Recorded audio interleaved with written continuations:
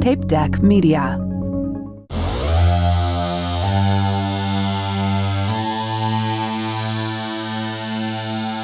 Sie at the Party Richter! Hello, Mr. Listeners, and welcome to another episode of See You at the Party Richter. I am one of your hosts, Joseph Beck Castro, and joining me as always is Christopher Chapman. Hello, class. And Aaron Frescus. Hello. Yes, very good, very good. Thanks. Today we're going to be covering Arnold's 1990 family comedy classic vehicle, Kitty Garden Cop, or if you're fancy, Kindergarten Cop. Type of person that says like pajamas or whatever. In the original Austrian. Yeah. Either way. And we're going to be doing the summary, some trivia, all that jazz. You guys know the drill. But before we get into that, we have a special guest. He is a comedian and substitute teacher out of San Diego, Dave Callens. Hello, Dave. I hope this all goes into like the bonus features for the episode, like the outtakes. Yeah, we'd need a whole other editor for that. So, yes, I don't know. For the people, for the Mr. listeners, this is our 17th take of trying to get this one right. So. Yeah, I keep forgetting to record. Anyway, thank you for joining us, Dave. Yeah, thanks. Hey, glad to be here. I want to ask you a bunch of questions, and I want to have them answered immediately. Joe, you got some questions for him, right? I do have some questions. Have you seen the movie Kindergarten Cop before? Kindergarten Cop. Is that a foreign movie? Yes, it is based out of Brazil. Oh, you mean Kindergarten Cop? Oh, yeah. There you go. Okay. Kitty Yeah, Garden. I'm used to the informal. Yeah, no, I'd seen parts of it a lot because I worked at a movie theater when it was released, and so on break we'd just go into theaters and watch pieces of movies. So I'd never seen it in its entirety, but I'd seen enough of it to understand it. Oh, nice. Nice. We should not talk about anything related to movies past that. I'm working at a Yeah, no. Yeah. No. Is that the jinx? That subject is off limits. We got a cease and desist from AMC. So. Okay. Do you have a favorite Schwarzenegger movie? Predator's up there. It's such a good movie. Like overall, it's just a great movie in general. So it's one of his best for sure. Yeah. I That's a concur. good one. Do you have a least favorite or one that you kind of disliked or hated when you saw it? I mean, he's got a lot of stinkers. Tell me about it. Something that has become glaringly apparent the longer we do this podcast. Yeah. I mean, I'm going to go deep cut on this one. It wasn't that it was a bad movie. It was just so underwhelming. Raw Deal. Because that was when he was like peak action star. And it was just such a nothing of a movie. Like, who cares? It was just weirdly boring. Like, Yeah.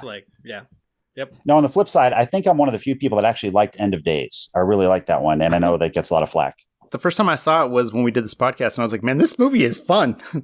Like, I was surprised how much I enjoyed it. Gabriel Byrne is like one of the best Satans in film. Oh, yeah. Yeah, that movie is He awesome. was so good. We had a guest for that one, my friend Rob, and he really wanted to be on that episode because he loved that movie. That was his favorite Arnold movie. Wow. Would you say Predator is his best one? It might be. Like, I still love Conan. I'm a huge Conan stan. That's a fantastic movie. That was That's one of that his we best. like. None of us had watched before These this. two fucking hated Conan. Yeah. Conan. Oh. Like, just it was just. I mean, I saw it when I was 8 years same. old, so it was awesome as an 8-year-old. Now I love it ever since. But the second one sucked. The Conan the Destroyer was terrible. Yeah. Looking forward to that one. Well, that leads us into our last question. I think you just answered this, but what's your first Arnold movie or like earliest memory of Arnold? Yeah, I think Conan. I think that was it. Because what year was that? 1980. Yeah. Yeah, so I'd have been 8 years old when I saw that. My dad. I went to see like Aaron. You know I love movies. Like I'm a big movie guy. And so sometimes friends with kids will ask me like, "Hey, is this appropriate for a so-and-so-year-old?" And I'm like, my parents took me to Alien when I was 7 and Animal House when I was 6. I don't know.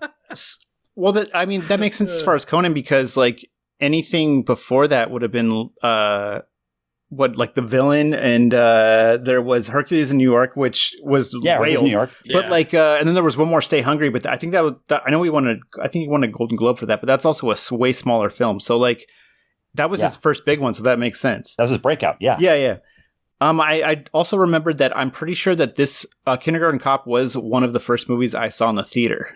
Wow. Like, like this or Little Mermaid, which I think came out before. Yeah, because I think that was 89. 89. Yeah, so I think that might have been the first one, but I swear I'd have to ask my mom, but I swear I watched this in the theater. Which again, like what Erica's always like, this is not age appropriate for like kids because I watched Terminator 2 in the theater and I was what 10, like not even 10, 8.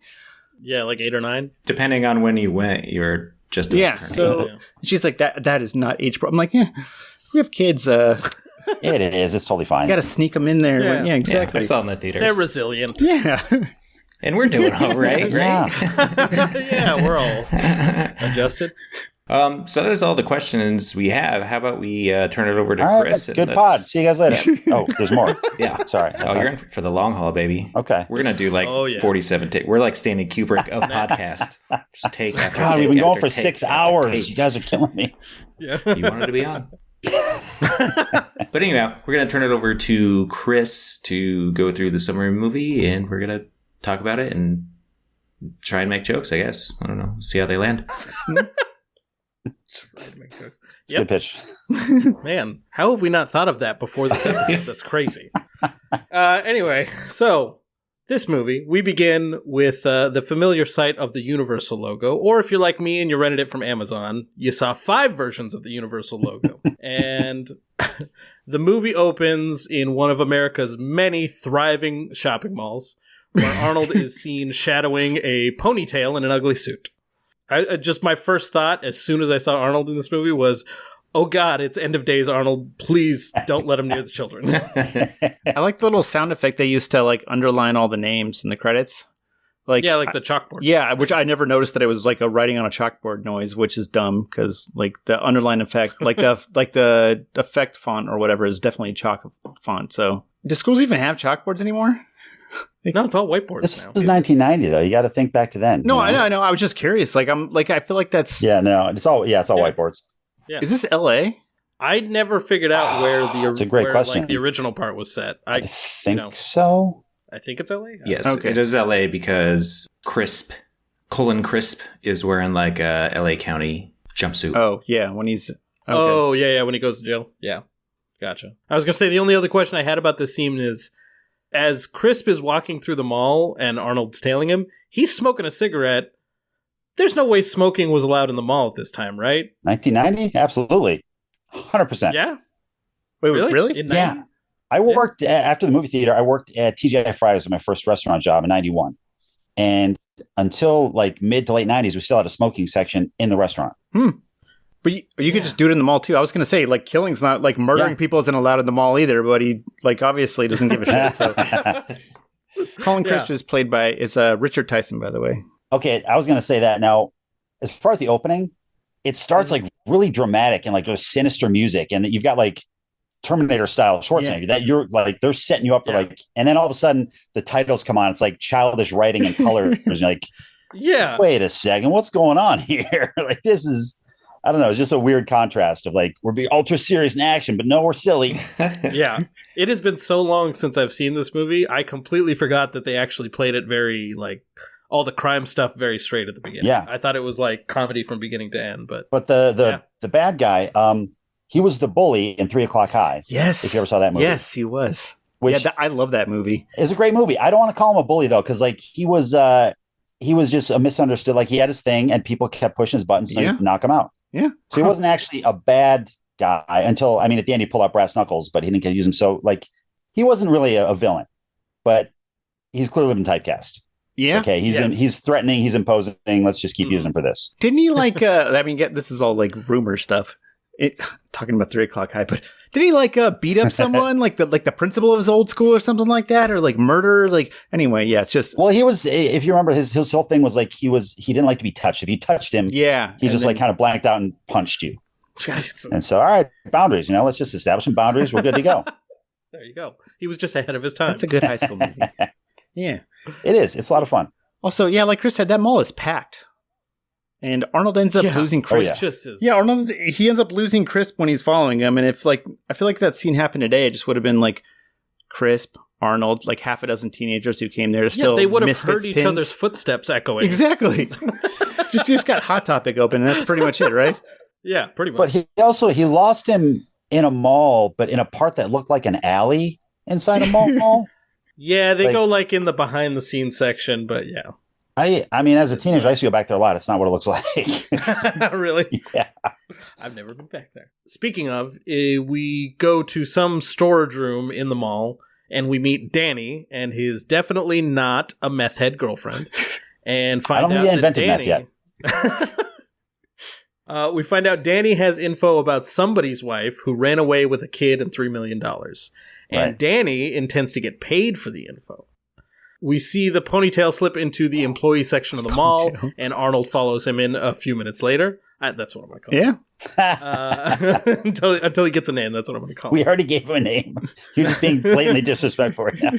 Yeah, but I don't like his ponytail. So Ponytail, who we find out is named Mr. Crisp, meets with Danny and demands to know where his family is. Danny, being a shrewd negotiator, lays out his terms. A whopping $750 and, even better, 0 gunshot wounds. Now, wait, he started $1 million and immediately backpedaled to 750 Well, it was 1,000, but yeah. or whatever it was. But that was his fucking girlfriend talking. But he started high. He's like, I'm willing to negotiate. I'll back off. Yeah, he immediately backs off because Does he start at 750? No. No, he starts at 1,000 and he's like, 750 would be fine, and then eventually Crisp is just like, Was it really $750? Yeah. yeah, that's $750. I heard him say the numbers in my head. I was just thinking thousands. Wasn't that like $50,000 back then? Yeah, back then. Sure. Yeah. Thanks, Obama. I also like his joke when he's talking about how he saw Penelope Ann Miller's character stealing, like the stealing his money joke, like she looked like $3 million. It's like, dude, are you trying to get killed? Are you trying to get killed? Exactly, as Right, though right, he was right. going to fucking laugh at that. Yeah. See, now this is when I saw it in pieces. I remember that he was a cop undercover, but I forget that he was. I knew he was on a mission, but I forgot that it was like a murderous drug kingpin. Like I had forgotten Yeah. this part of it, like the serious part of it. So it's kind of like, ooh, all right. Is he a drug kingpin? He's a drug guy. Okay. yes. Like, oh, I mean, just I like mean, a drug guy. They So- specifically call it out as drug money. at Okay. one point. Okay. Cool. Like I'm not paying attention, Perry. Anyway, did you finish that scene? Okay. So, well, just that he negotiates and then eventually just tells Crisp that his family was last seen at Astoria Elementary in Oregon. And we all recognize that, right? The cool ass town of Astoria where Goonies happened. Oh yeah. That's a fucking that happening is in place right Oregon. there. Yeah. All this cool stuff shit. happening in Astoria. Wow. Oh, shit. Yeah, there's buried treasure under their feet this whole A movie. lot of criminal activity up in Astoria. In Oregon, which is, do you guys say Oregon or Yeah, Oregon? Oregon is what he says. Oregon. It's fucking Oregon. Yeah. It's only Oregon when you're talking about the video game Oregon Trail. Otherwise, it's Oregon. No, Yeah, it's people from the East Coast or other places that say Oregon. And it's like, if you ever seen Sons of Anarchy, Charlie Cullum or whatever the fuck his name is, the main. Charlie Hunnam. Yeah, thank you. Yeah, he plays like the main. I don't know. I barely know him. Yeah, he plays the main guy, and he plays like such a good like California dude. But until he says Oregon, I'm like, dude, you're blowing it, man. He just blew your cover, I man. mean, that's not too bad because he's like super British. So Yeah, Yeah, I he's know. like super British. He's very like, "Blow believable. me, give me a except for break." So when he says, Where's me drugs? So you know how they're with the rebooting everything from that era. I feel like someone should do a Goonies Kindergarten Cop crossover. Oh, Yep, not bad. That'd be fun. All right, Arnold can arrest the. F- the name of Fratelli- he can Kelly fight. Kelly He can brothers. fight Sloth. Yeah. Arnold is Sloth. Just like it's just like instead of Sloth, good. it's just John Kimball that they find locked up. John, it's John, right? it's John. Yeah, it's Okay. Probably. It's always John. So in response, Crisp gives Danny a counteroffer of exactly 2 gunshot wounds and no money, which Danny promptly accepts.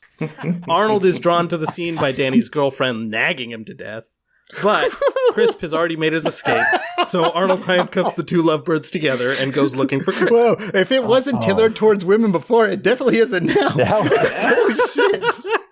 This is the best summary I've ever heard. Jesus. Yeah. Is he wrong? He's not wrong. Yeah, I mean, come on. I'm just telling you what I saw. I'll also in this last watch, I realized Arnold sure does do a lot of like the dickhead cop kind of things, like handcuffing the girl to the body. yeah. Oh, yeah. Like there's a lot of like They make him Exactly. such There's an a lot of asshole. like, oh, this is why body cams are a thing now, like kind of stuff in this. Because like there's so much stuff Yeah. where I'm like, dude, you cannot do that. Yeah. I mean, he Yeah, could yeah. back then. The 90s were a good time for being a white cop. Here we cut to the salon where Crisp sits down to tell his mother that he's found his family, but is rudely interrupted by Arnold arresting him, revealing himself to be Detective John Kimball. And this is the part where we get the famous "I'm a cop, you idiot" scene. And we also see like the most intense mall security force. Oh ever my God, assembled. yeah. Holy Like three shit, of them there showed are- up. They all had guns. They had guns? Yeah, and then a fourth guy shows up from the back door ready. Yeah. Yeah, they all had guns. They all had revolvers. Although, kudos to this movie because this was still an era when you could get cheap laughs off gay jokes. So they could have done a lot of gay jokes about him accepting a pedicure, Yeah. and they That's didn't. true. And Very they didn't. progressive. That is true. Arnold's mom, Surprisingly played so. by, or sorry, not Arnold's mom, Crisp. Ponytail's Crisp. mom. Yeah. Ma Cullen, played by Carol Baker, who is also in the game. Michael Douglas's housekeeper in the movie The Game. Oh, yeah. Oh, yeah. Great Sorry. movie. I thought you meant the video game adaptation. No, I yeah, was like, sorry. what the fuck I are should you have talking specified. I about? thought you meant the game, like the pop culture thing, like you've lost the game. Oh no, shit. no, she was in the movie The Game. She was Michael Douglas's housekeeper. But Yeah, great movie. yes, awesome Got it. movie. Also happened in Astoria, Oregon. It's weird because I live in San Francisco and I look very much like here, and I've been to Astoria. And No, that was didn't see- Astoria. Nope. Oh, It's Astoria's not a- Little Frisco in Astoria. You just haven't been to the rich part. Of Little Astoria. Frisco. Back at the police station, Danny's girlfriend Cindy is interrogated by Detective Phoebe O'Hara, but refuses to cooperate, creating some tension between Arnold and O'Hara. Arnold's partner O'Hara is Pamela Reed, played by Pamela. Not Reed. his partner yet. Oh, sorry, partner. O'Hara. Right is now, played by she's fucking Pamela up his Reed. case. Yes.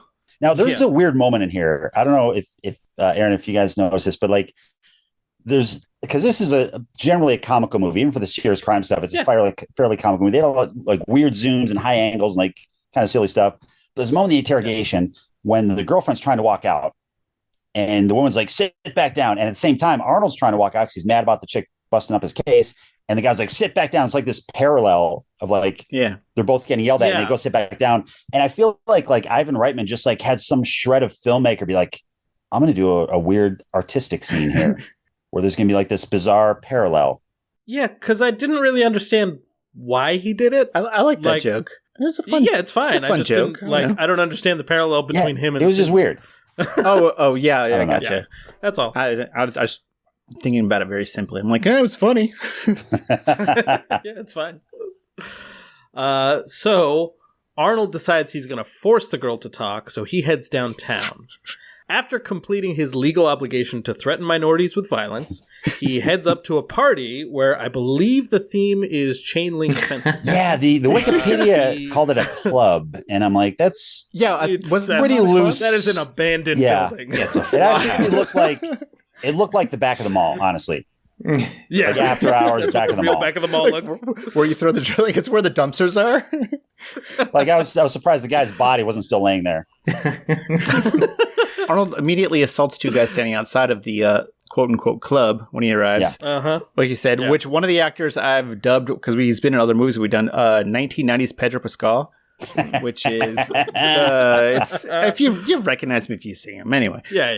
I also like the hey baby and her boyfriend or whoever being like, what do you mean baby? Yeah. Hey baby. Yeah, what do you mean, hey, baby? Well, dude, also this That's really just goes my back to Aaron's previous comment about they're really going hard with the loose cannon cop angle here.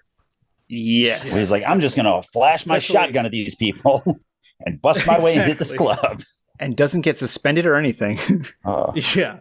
He ends the party with a few well-placed shotgun blasts and corners Cindy. And I don't know. I got like, I'm glad the scene ended the way it did because I thought it was going to go in a more uncomfortable direction. So he cutting away as Arnold's like planting cocaine on anybody that's dead. Just like No, not cocaine. That So wouldn't work. It's got to be craft. okay, sorry.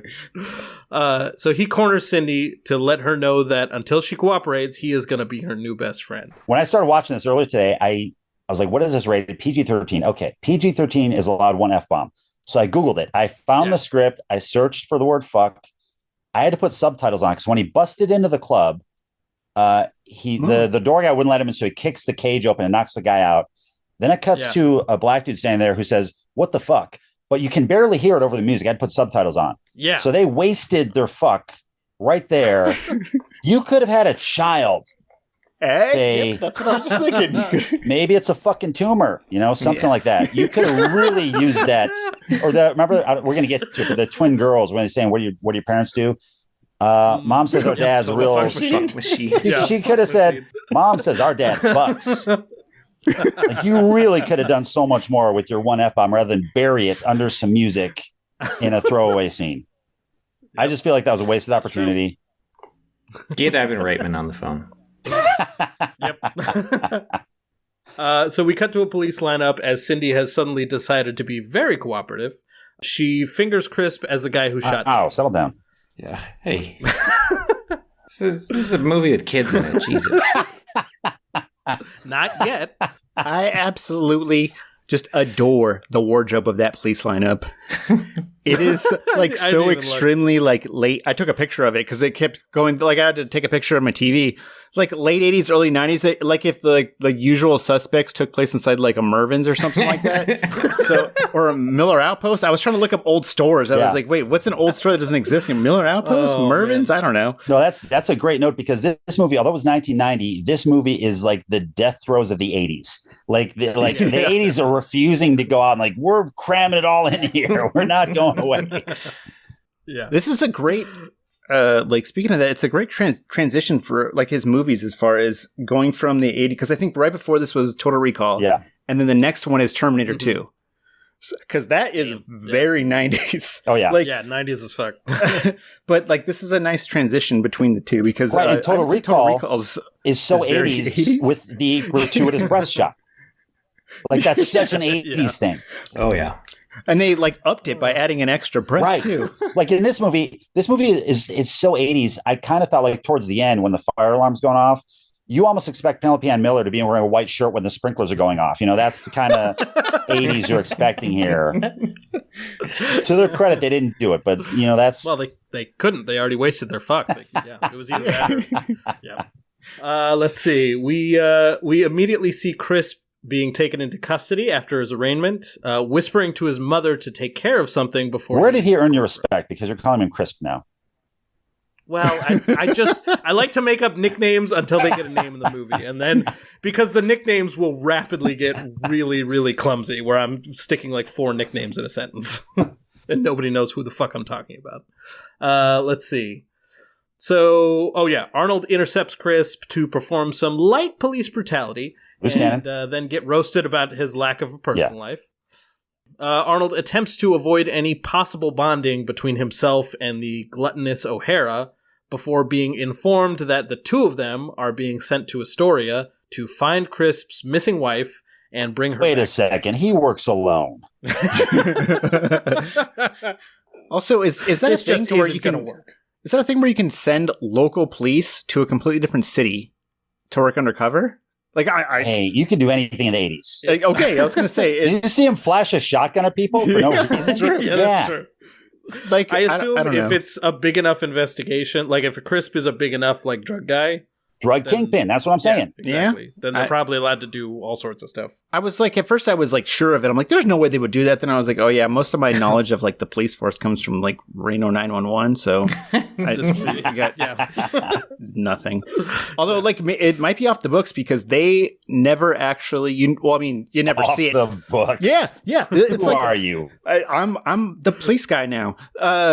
Because you never see them contacting Astoria police. So, You're seeing Black Ops pretty soon. Yeah. On another note, this is the rare time he actually says where he's from in a movie. He says he's from Austria. Oh, yeah. He speaks German, which he never does in movies. So never does. Mm-hmm. Yeah. They could have played with that too. Be like, oh, I'm from Australia. Crikey. So Arnold would rather work alone, but O'Hara is necessary as somebody needs to go undercover at the school as a kindergarten teacher to find Crisp's kid, a job that Arnold is clearly not suited for.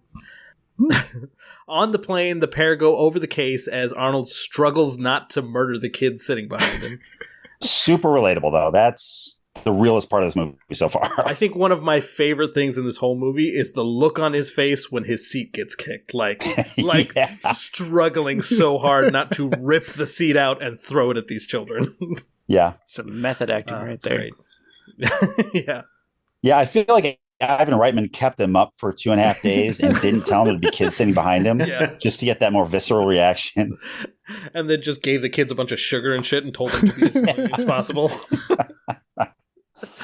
Also, I love, I don't know if this is the right scene or not, but you have to imagine that pre 9/11, you probably could sneak a ferret onto an airplane. That's true. That was a big thought that I have. And especially since you're not allowed to have them in California.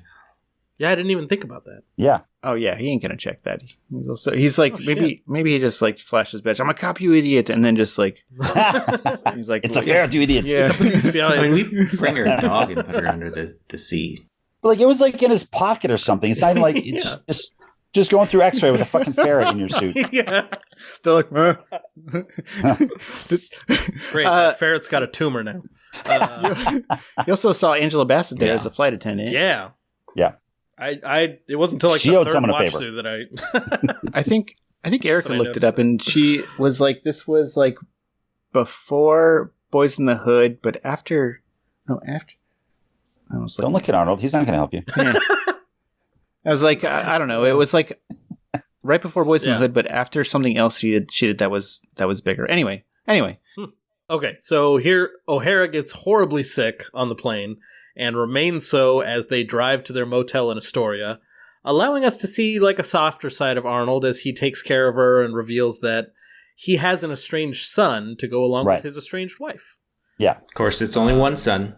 Not allowed more than one. Yeah. Well, they told me to have a second child or a ferret. He's like, all right. I'm making the call right now. Well, of all the movies we've done, there's only one where Arnold has more than one kid, and that's because it's part of the plot, which is Maggie. But literally, if he has kids in any other movie, it's just one. So, yeah. This is the essence of the movie. Yes. She gets sick. He's got to step up and take her place. Yeah. Which it's such a silly premise, but it's like it's the same energy as, well, there's not a rule that says dogs can't play football. But I don't know. It just okay. Yeah, I guess they could do that. I guess they wouldn't wait a day. They would just send him in. Yep. That ferret doesn't have a name, right? No, I don't think so. Calls it the ferret. At least I didn't catch it. Yeah. I'm going to get to that later. But no, Okay. it doesn't. Well, like it's just a shame because Arnold is great at naming animals. Like, I mean, he just names them after his movies. But okay, yeah. I also got what he said in German what he was saying in German was something like that's me. That's pissing me off. I'm pissed off now. That's pretty much. That's it. That's all. That's what he was saying. Yeah. As he carries her into the motel. Yeah. Because she's too sick Nice. to move. Yeah. Okay, tangent, completely unrelated. In high school, when I went to high school, you could take Spanish, German, or French. And I took Spanish, like most people, because it was easy. Yeah. But I had a couple of friends take German, and I said, listen, I need you to teach me one phrase, because I feel like it'll help me out in any situation where I have to speak German. So I asked them to teach me how to say, I'm an asshole. That's all I know how to say in German. And I'm like, any situation, that'll cover me. You completely diffuse any situation. So, Yeah. how do you say it? Ich bin ein Arschloch. There we go. There you go. Nice. If you ever meet Arnold, say that to him.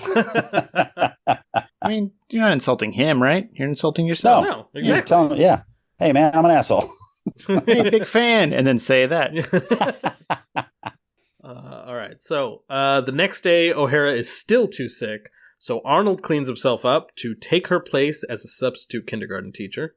I thought the gun joke was pretty funny, where she tells him to take off a gun, and then he's like, I don't know. He said something about how they're going to be tough to deal with. He's like, okay, He's like, they're kids. How bad could they be? Yeah. He's like, on second thought, take the gun.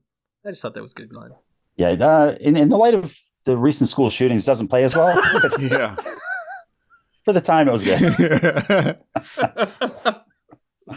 All right. So as Arnold waits to see the principal of the school, he overhears a hot teacher defending an absolute psychopath of a child. Yeah. Okay. Asterisk right here. Yes. Okay. if you listen to the conversation, Yes. she's talking to a little kid who punched another little girl. So it's a little boy who punched another little girl. And at Because some point in the conversation, she goes, I know she poisoned your hamsters, yes, but you shouldn't punch people. right. And I was like, poisoned his hamsters? Like plural? Lady, Wait, she you said should punch that plural? little girl. Yes, hamsters. I didn't hear the plural. Oh, well, It doesn't even matter because Yeah, that doesn't matter. we that have a much. child sociopath here. Okay, Yes, Yeah. for sure. this is an entire other movie happening right under our noses. Yeah. It's like the good son my happening, like right, Yeah, right exactly. next to. Yeah, it was like Jesus Christ, Jenny. Like, holy shit. Dave, you ever have a kid where you're like, yeah, this kid is. Yeah, this is a problem. Yeah. Look, I know she put your cat in the microwave on high for 2 minutes, but you should not have called her a name. Okay. Yeah, that they just glossed over that so quick. Yeah. That was just wild. All right. So Arnold meets Miss Schlowski, a small but formidable woman who Yes. doesn't like the idea of having an active investigation running in her school and who won't take any crap from Arnold. Arnold lies about having teaching experience before being introduced to his kindergarten class, including Lowell, the most morbid 6-year-old you've ever met. Lowell is my soulmate. He's my lol mate. That morbid I ass hate you for fucking that. kid.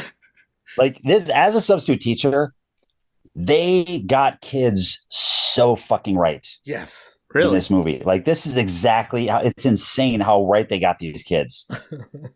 Like just you have the morbid, the one that we're all going to die. Yeah, okay, yeah, cool. Let's move on. Like I've taught all the grades. Middle schools are fucking terrorists, but the little ones, the kindergartners, preschoolers, they're a fucking force of nature. They're just chaos. I was actually going to ask you what you prefer, like as far as the grade. I prefer high school because they're kind of assholes too, but they have work to do and they know they have to do it, so they'll leave you alone and do the work. Middle school is where they first start to understand that they can rebel and fuck off and disobey. So they're the absolute worst. Little kids, though, these little ones, they're okay. They're hard to manage, but I don't do preschool anymore because every single time I do a preschool, I get sick. Oh, wow. Oh, is it just like Every single time. That So- just happens. what grade does it become like not babysitting, basically? Oh, God. Probably till you get up to like 5th or 6th. Oh, really? Yeah. But yeah. Preschool, kindergarten is like ultra. There's like multiple teachers for all the kids, Yeah. and it's still tough. So I remember you you kept posting when about them making fun, like different grades too. I think it was at different schools. What was it? They were making fun of you about a Lorax thing. Okay. Oh, Do you have that 'cause I later? got my yellow hair. Yeah. Oh. I get all the comments like Pikachu was the one I got the most. They call me Pikachu. Wait, what Yeah, grade I was get it. this? That's cool. It's just all of them. Pikachu was elementary school. Okay. A lot of elementary school Pikachu. And then when I did like a 10th grade class, they were all like doing worksheets and stuff. But like this kid raised his hand. I'm like, hey, what's up? He's like, you ever see that movie Happy Feet? And he kind of laughs. And I'm like, nah, what is that? Because I couldn't think of it in my head. He's like, the penguin. oh, it's about these penguins. I was like, oh, the penguin with the yellow hair. And he starts laughing. Yeah, I get that. I understand. Yeah, cool. Good reference. I like that. Like I give them credit if they come up with a good reference I haven't heard. yeah. But the Lorax one was the best because I was walking between classes and these 2 6th grade girls, they ran up to me giggling and they stopped and they said, do you speak for the trees? And then they laughed and ran away. And I was like, okay, that's really good. Because you didn't even say the name. You just gave me the reference for it. That's Yep. Chef's kiss right Hoping there. to leave you in utter confusion. Yeah. But I get Super Saiyan. I get anything yellow. Kids will say that to me. Okay. Just that's like great. it was just funny how often you had posted to her. It was like, man, these kids are like. I mean, it's the same joke over and over. Like, was that wasn't at the same school, was it? So it was just like different. All different schools. Okay, so Yeah. it's just like different kids having the same thought to where it was like, oh, this is Yeah. nice. Yeah. So Arnold tries to interrogate the kids, but quickly realizes that they're morons. Then he panics when confronted with children's overalls. He goes and recruits Hot Teacher to help with the overall situation, and then finds that in the 2 minutes he was Which, gone- by the way, that was a choice. He passed a couple doors. Oh, yeah. So he stopped at her door. Oh, I was yeah, like, definitely. that's the one I'll ask for. Yeah. He found that in the 2 minutes he was gone, his class had gone full Lord of the Flies. That happens. That absolutely, yeah. If you turn your back for a second, Okay, so forget it. she's right. You can't. Oh turn my your back God, on kindergarten. 100%. Does it matter what grade? Yeah. Second and third, they start to behave a little bit more, but preschool and kindergarten, even if you're watching them, it'll happen. Like you got to be on them all the time. Okay. That's why there's 4 or 5 adults with a group that size. For him to take these kids by himself, Jesus, yeah. Wait, has that always been? I'm trying to I just remember one teacher. I don't think so. Okay, so yeah, me too. Man, that sucks for the back. When was that, like 89? Holy shit! I wonder if it was just the teachers being like, I can't. There's basically, I can't fucking do this anymore. Like I need help with this. Depends on the fortitude of the teacher. Pretty much. Once this movie came out, the teachers like, see what happens. We need help. Also, I just wearing overalls as a kid was the worst. Just because was that a trigger for you? Oh yeah, because I'm too dumb to unhook the buttons, so it would turn into pretty much an emergency every time I had to go to the bathroom. Just me trying to squeeze my wiener shut, freaking out, just thinking thankfully I don't do that anymore. They never put me in overalls. I don't think it happened more than once or twice because it just took one soiled pair of pants and they probably okay, never again. So his class is going crazy. So after some scream therapy and light child abandonment, he returns to the class with his pet ferret. Oh, wait, before that though, when he did the when they're all, I forget what happened, what proceeded, but ha ha ha. Quiet. Oh, that was when he first came in and he accidentally sits on the piano and everybody starts laughing. And he just goes. Yeah, again, that's so real, dude. If you make a mistake, they will let you know. You will get a nickname from them so fast for doing something dumb. It's just, yeah. So that felt really real to me as a substitute teacher. I realized as I was watching that I side with the kids a lot on the stuff that they laugh at. I'm like, yeah, he sat on the piano. Totally. Let's see. Okay, so he brings in the ferret. So was this the ferret was after he yelled at them and they started crying, right? Yeah. Oh yeah. When they yeah. So they were all going crazy, and he just yells, he screams at them. They all start to They all start to cry. Again, so real. You can if you are too much for them and they start crying, that's it. You're done. Forget it. And I love his when he's yelling "shut up." His first one's just shut up, and then after that it's just desperate to where it's shut up, shut up, shut up. Yeah. Just he can't think of anything else to say except for shut up. Just shut up. Yeah. And then he brings in the ferret, which they all kind of it pacifies the kids, and they all want to pet him. Yeah. And I really love the horrified, desperate look on his face as he goes, "Good, now we're having fun."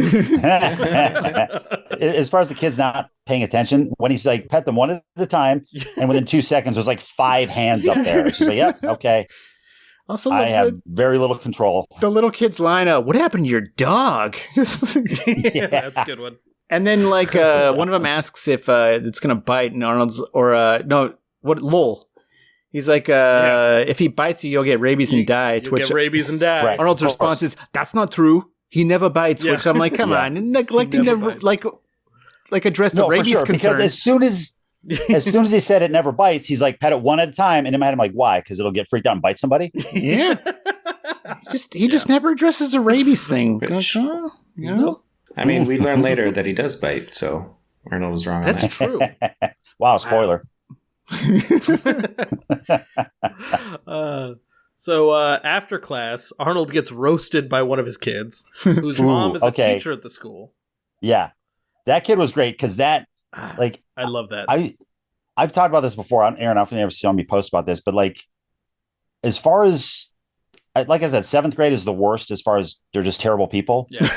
But they're horrible. They're fucking horrible. Reminds me of that John Mulaney joke to where he talks about being afraid of 13-year-old. He'll cross the street from because he's afraid of confronting 13-year-olds. Yeah. But this age is the meanest because they have no filter. They're so honest. This kid telling him everyone's better than him. They don't even realize they're being mean. Yeah. Yeah. I was teaching some 2nd graders one time. I was helping this kid with his math, which, by the way, it's so hard for me to dumb myself down to their level to teach them. I'm this kid. I'm if you can't do 12 divided by 2, I don't know how to help you. I don't know whatever. It is what it is. But I go to stand up and my knees crack because I'm an adult. And this kid, he looks at me, he's why does your body make noise when you move? And I was just like, oh, God. Just kill me now. Like, their honesty is just so unflinching. That's great. Let's see. Oh yeah, so he gets roasted by the kid, then he goes back to the motel and just collapses. Yeah. The next day, Arnold is ogled by some of the moms, Right. and then meets Sylvester's mom, who is an interesting character. She would rather her son be a sex pest than play with dolls. Yeah. Hey, man, it was the 80s. Yeah. Which she like tries to explain because her husband like left for another guy, and Left she's her like, for another man? yeah, and she's like afraid that her son's going to be gay too. I think, which I'm like, I'm not making an excuse for it. I'm just saying, like, she tries to explain it. Like, my note was like, It's like, I taught him that. Yeah, let him keep going. well, my note, it was just like, wait, is Kathy Moriarty worried that her son is gay like his dad? Like, which it seems like it. Either that, or she just wants. That's. She's like, oh, I'm going to be able to talk to this this hot new teacher. Yeah, it kind of did seem like she was trying to just get in with Flirt a little bit. Also, Well, I feel like plot-wise, it served as a little bit of a red herring. for so sure. that's- Like, Yeah, is for she sure. the mom? I don't know. Yeah, that's the next part, because he tries to suss out if she might be the former Mrs. Crisp, Right. since she is without a husband and from outside Astoria. Also, one of those thirsty moms was Susan from Seinfeld, which Erica pointed out. And are male I didn't know that. That's great. kindergarten teachers uncommon? Back then, I think they were. Okay, is it not anymore? No. Okay. Yeah. I think it's like back then, it's like a male nurse. What? Like, it's just, it was the 80s, you know, like Yeah. there's It's like- guy jobs and there's one girl of- jobs. Yeah, it's what are you, One gay? of the first sort of things they thing? say Like- is he must be gay. Yeah. They literally said The that, moms yeah. say that, yeah. So, during class, Arnold plays the classic game of who is your daddy and what does he do to try and find Crisp Jr., but just gets a lot of kids say the darndest things BS from the children. I feel like that's what that was, is they just had the kids say whatever and just filmed it. It It's was. like, we'll give half Yeah. the kids jokes. We'll give the writers the day off. Just have them say something. It'll be funnier than what we can do. Exactly. Yeah. It was. Sorry, I don't want to go into the thing, but some of those are like kind of sad. Oh, dude. One got dark when the kid goes, he says, my dad doesn't do anything since the crash. Yes, that's what I have written Oh down my too. God. I was like, holy Whoa. shit! I need more info That's on so that. dark. Jesus. Like, he doesn't. There's no smile. Like, it's not like it's not played for It's laughs so- either. I was just like, holy No. shit! Like, was he in a car crash? Was he super old and he was in the Right, crash like, of 29, Did like the market girl crash? who poisoned the hamsters cut his brakes? Like, what's happening here? Exactly. I was like, vegetable holy now. shit! There's some other dark Does shit he in there owe too. money to the but- Fratellis?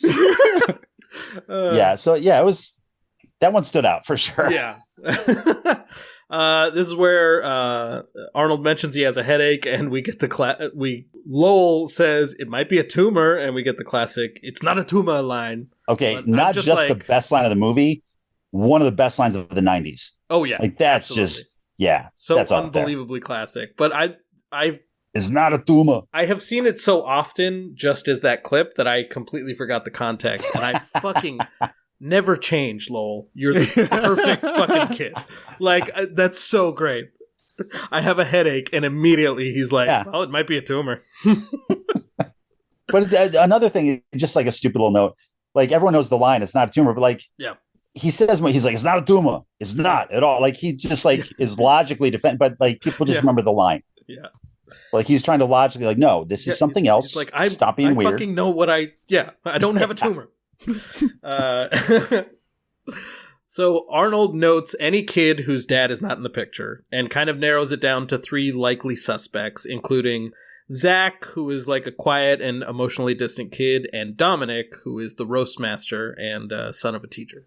You know, if not for the presence of countless children, this movie would be rife for a porn parody. Just like he's milk punting. He's just like, let me find all the single moms in this town. Yeah, this could be a completely different movie. Kindergarten cock. No, you can't put those two words No, together. don't do it. You just ended up on a watch list right now. Kinder grinding I just- cop. I just want to point out some of the the little girl who just completely rambles about her dad and how much hair he has might be my favorite kid in the whole movie. Like, she just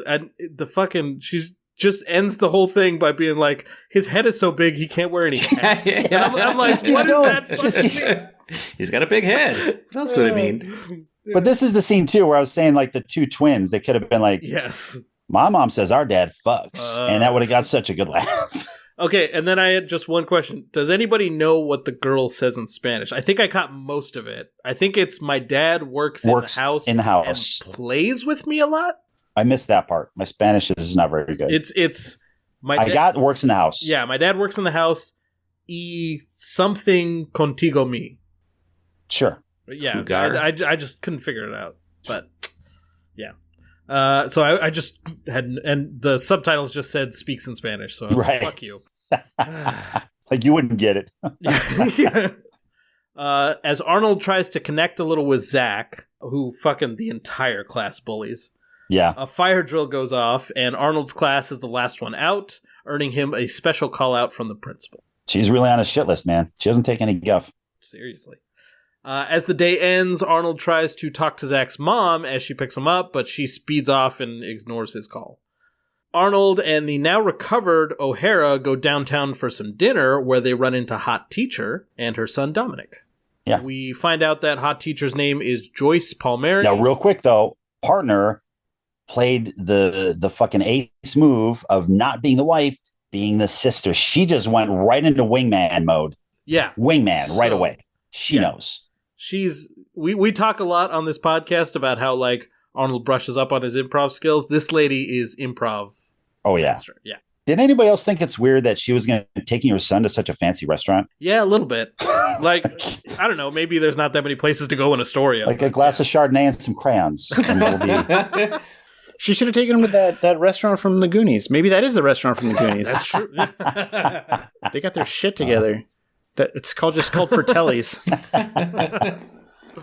So they all have dinner together with O'Hara pretending to be Arnold's sister, like Dave said, visiting from Austria. Arnold asks her advice on connecting with the parents of his class over dinner, while O'Hara wingmans the shit out of him to help him with his obvious crush. A+ for her. After dinner, Arnold confides in O'Hara that he is having some trouble handling the kids, so she tells him that he needs to handle it like a police situation. So he shoots them all. So this whole scene, the boat dock scene and the restaurant scene, with how Kimball and his partner, basically how Arnold and Pamela Reed react, like their interactions are the dynamic that you need if Arnold is going to play a straight man. Yeah, definitely. Like, and I mentioned that because, Dave, have you seen Red Heat? Jim Belushi? Okay. Yeah. I think that was Arnold's first dabble into comedy. Yeah, it was. I mean, sorry, I'm only saying because if you call that a comedy, right? No, it wasn't. Technically, it was. Just, technically like an it wasn't very comedy. good. It really went under the radar too. It didn't really hit very well. It's but because I think that was his first taste of it. It was just disappointing because I was actually looking forward to watching that, and then we watched it, and I was like, ugh, like. I don't know. It was just like this basically is what Red Heat was missing, which is like probably just like a screenwriter that understands how to write comedy.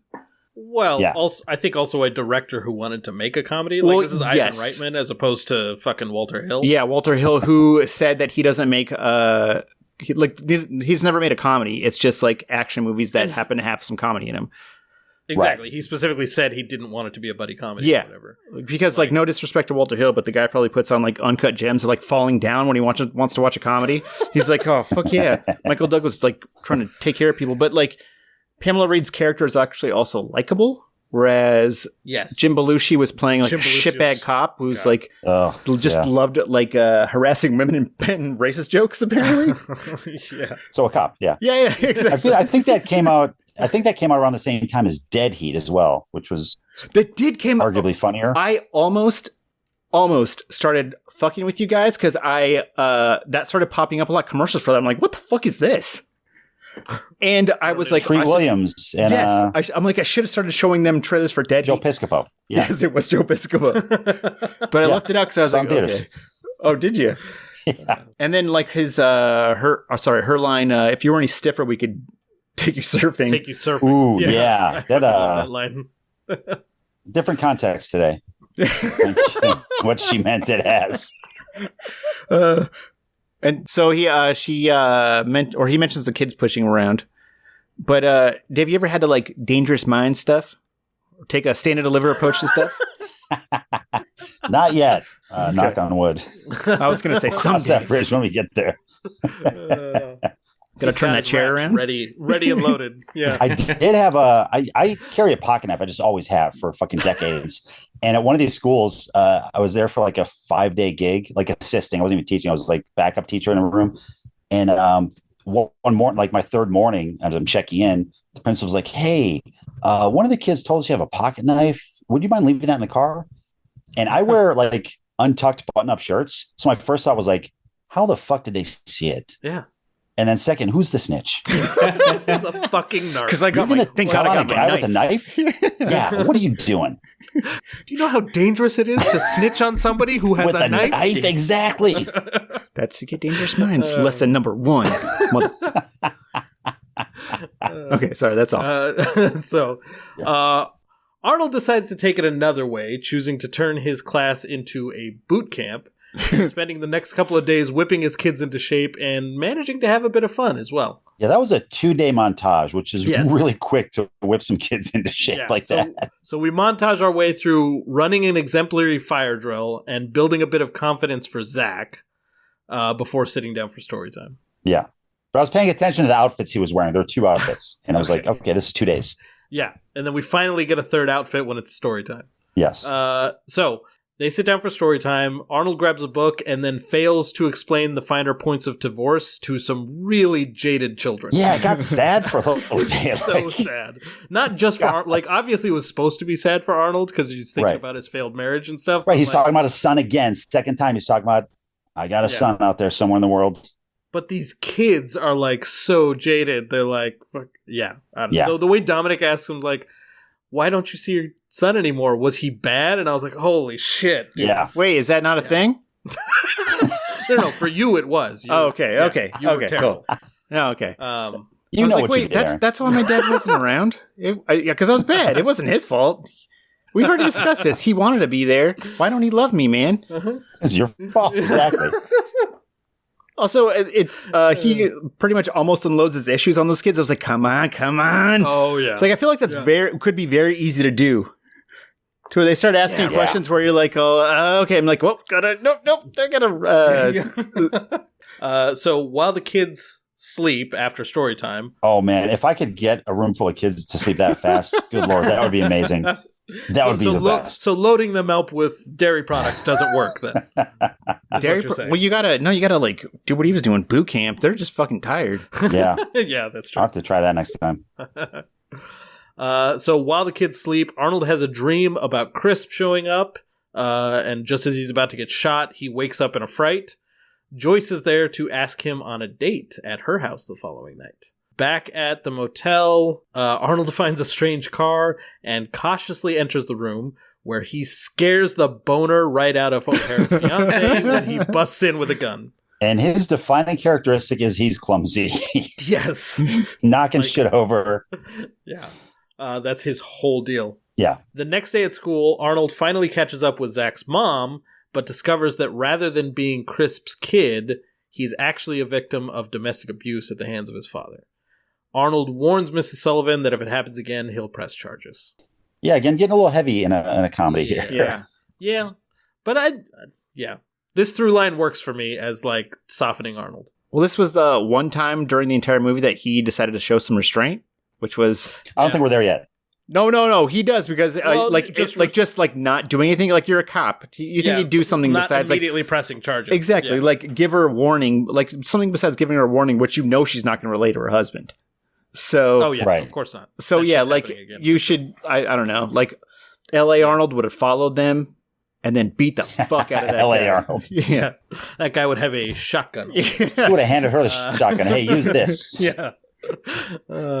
So back in L.A., Cindy buys some drugs off a dealer in the street, and it's revealed that Crisp's mother paid off the dealer to give Cindy what is presumably like a bad batch. Okay, the connections this woman has. Yeah. Because she's presented as like high profile, high societal, classy, Yes. but she's also friends with street level drug dealers. Like, hey, Hey, give this garbage to her. She's just Mama Fratelli with a better wardrobe. Exactly. Yeah. Well, She's connected, man. She knows everybody. I would assume that would be one of Crisp's drug dealers. You know, I mean, the guy doesn't know who she is because Probably. Yeah, I don't know. but My that's like boss's Marlon boss. Brando talking to a foot soldier in The Godfather. He's not going to do that. I mean, he's got to know who she is because, like, she's the one that gave him. Like, what is he just gonna? He's like, she's like, here's $50. Well- Give this girl that's coming in these drugs. Okay. I mean, I guess it's that. like I mean, Why the fuck does he care? yeah. I guess. Yeah. $1,000. After saying it, I was like, okay, maybe. Well, no, because then you're losing a customer. You know, you want him to come He back. probably loses a lot of customers. Yeah, it's a numbers game here. You're not really banking on Maybe she did an undercover boss thing, and now she just wants to like be like more involved in stuff. boss. More involved in stuff. Like she's like she didn't used to be like this, but now she, you know, plus Crisp is in jail, so she's got to do this shit because he's not right. He's still in jail. Yes, he's definitely still in. Actually, have we considered that she didn't know the drugs were going to kill her? She's maybe just trying out a new product. Okay. Let's try this, see what happens. Oh, she died. Oh, shit. Okay. Well, not going to put that on the market. She's actually trying to pay off Cindy. She's an entrepreneur, okay? We tried to cut it with Ajax. Lesson learned: it doesn't work. It does not clean your insides. All right. So Arnold gets ready for his date, and O'Hara provides some wine and flowers for him to take. At Joyce and Dominic's place, Joyce prepares dinner while Dominic shows Arnold his secret hiding place. Sorry, real quick for them getting ready for the date. He mentions the quickest way to slip up during undercover work is doing things you normally wouldn't do. Which isn't that like just kind of undercover work? It's like, it just makes me curious if there's like a deleted scene where we find out that Kimball's only previous undercover experience was him infiltrating like a bodybuilding competition for steroid use. It's like he's like, you're not supposed to do stuff that you don't know. Like I don't know. It's just I was like, okay, No, that he's just in so deep he's forgetting what's real. He's like, wait a second, am I a teacher? What's going on? the steroids are affecting my brain. Continue. We see Dominic's secret hiding place, and he kind of hints that he and his mother are on the run from some bad people, and reveals his plan to put a quote-unquote laser on a communications tower that they can see from his house. Yeah. He's got more than one, buddy. Sorry. Yeah, this kid is smart enough to consider planting his lasers on the antenna, but dumb enough to think that rolled up pieces of aluminum foil or a laser. Come on. Oh, yeah. I noted that later, yeah. But also, this kid should be off Arnold's radar. Bad people? Okay, it's not just one guy after him. Yeah, This is not my target. So Arnold's suspicions now aroused, he goes to do some snooping. Not the only thing. He does some snooping, but is caught by Dominic. There's a little Easter egg here where Dominic has Ghostbusters sheets. Yep, notice that. After putting Dominic to bed, Arnold does some light interrogating of Joyce and kind of gets her to admit that they're hiding from her ex. Oh, back up just a little bit. I'm sorry. When he was rifling through her drawers, just looking for stuff. See, this was the cusp of the 80s against 90s. Now, if this was peak 80s, he would have found some sex toys. That would have been played for a laugh. And yeah, that would have. I thought you were going to say he would have spent a little longer in her underwear drawer. That too, yeah. That one of those two things, yeah. Because he did pull a pair out and hold them up. He did. He didn't. Yeah, he wasn't too quick with it. But yeah. Also, I never noticed that Penelope Ann Miller has this badass scar on her face before, which she does. Because when we're watching, like it's down her right cheek, I believe, but it's down one of her cheek. I'm pretty sure it's her right cheek. It's like looks like a biker scar. But I don't think I noticed that. Erica looked it up, and apparently she was in an accident back when she was a teenager. But I was like, holy shit, is she supposed to have that scar? Like, was that like a wedding present from Chris? Part of her backstory. Oh, damn. But then no, it's not that dark. It's actually a real scar. Anyway. So the following day at school, Arnold's class is rehearsing the Gettysburg Address for a school presentation, which seems like very heady material for kindergartners, but I don't know. It's Oregon, man. They're progressive up there. When O'Hara shows up, having done a deep dive into Joyce's life in Astoria, Based on what she found, O'Hara is pretty sure that Joyce is not who they're after because there's no indication that she has the $3 million that Crisp's wife supposedly stole. Right. Which you think she did because the house was so nice. Yeah. And her story's like, oh, it's a friend's house. And you're like, I don't know about your story. But then it does check out. Right. So this leaves Sylvester's mom as the most obvious suspect, especially when she walks in at that exact moment with a pony and a new bike for the school raffle. Yeah, like fucking pony. Like, are you giving them a gift or a fucking burden right there? Like, holy shit! Like, who's gonna win that? Pony? Yeah, no, for real. That's a fuck you to the Arnold's gonna win parents. that pony. Yeah, that's like she hates the other parents. She's like, screw you guys. Yeah, for sure. You got to deal with this now. Like, our dog Wally was a gift for like sorry, not to us because that would be like, oh, what a fucking burden. No. we got him from the pound, but he like originally I guess he was someone gave it to someone gave him to a retiring someone be fucking moron. Yeah. Someone gave that doofus to someone that like an employee a coworker that was retiring as a retirement gift. And they immediately gave him to the pound apparently. So, yeah, which sucks. 'Cause I'm like, man, that's called regifting. Okay. Yeah, because I'm like, that is a horrible. Sorry, he's that's such a bad idea. Yeah, he's cool, but like that's a horrible gift. Yeah. Listen, in real life, if you have any friends that have a small child, age 4 or 5, get that child a drum set.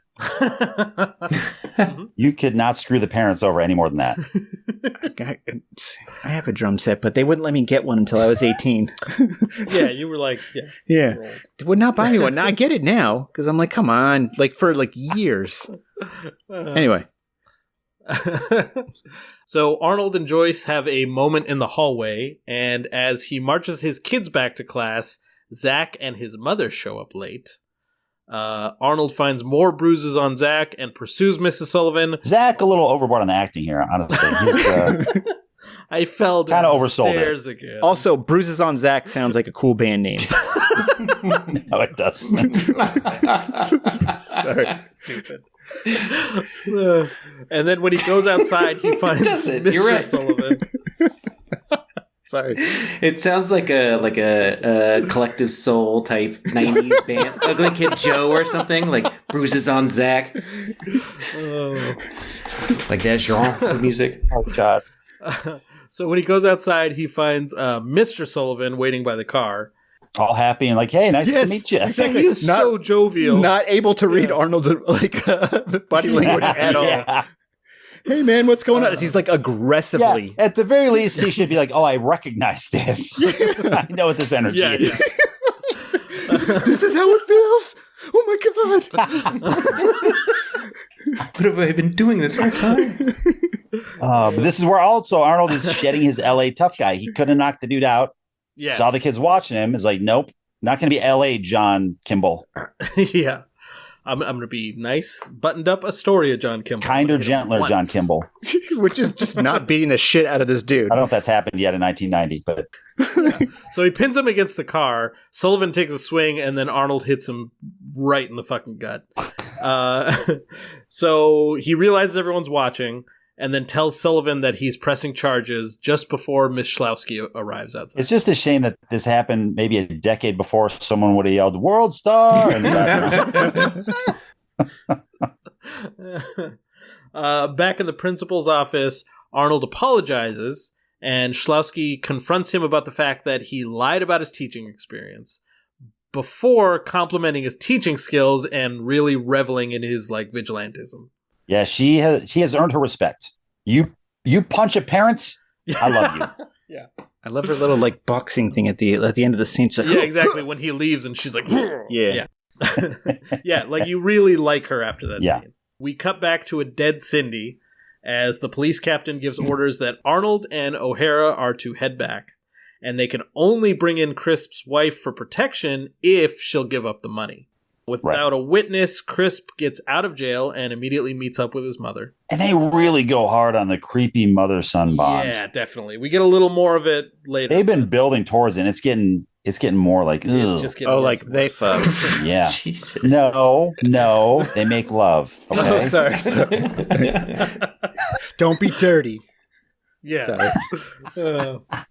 Back in Astoria, the school fair is in full swing at what is presumably the wealthiest public elementary in the country. Yeah. Like, they've got a bounce house, a merry-go-round, carnival rides, carnival games, a petting zoo, a fucking live band. You think those kids got to keep the Goonie gold? That went to the city, bro. That's public funding. Also, there's one shot of just a clown sitting down. Yes, and being sad as hell. That is so great. Like, it's very funny. It was the one kid's dad who doesn't do much after the accident. It was a horrible clowning accident. It's a clown car. Yeah. He sees the Billy Madison clown that fell down on stilts. Got to a crash in the clown car. I like that. The horror. Arnold's class absolutely kills with the performance of the Gettysburg Address. Wow, And then, pun intended.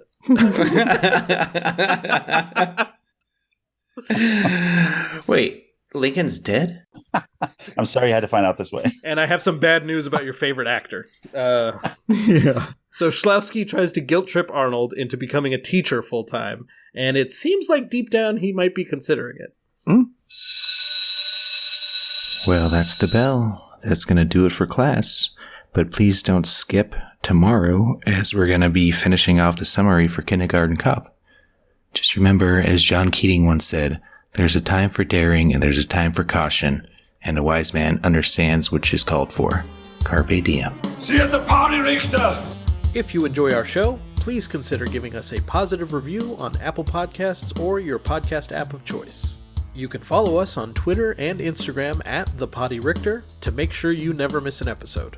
See You at the Potty Richter is a production of Tape Deck Media. Follow Tape Deck on Instagram at TapeDeck_media or look us up on Facebook for more hilarious podcasts. This has been a Tape Deck Media production. Thank you for listening.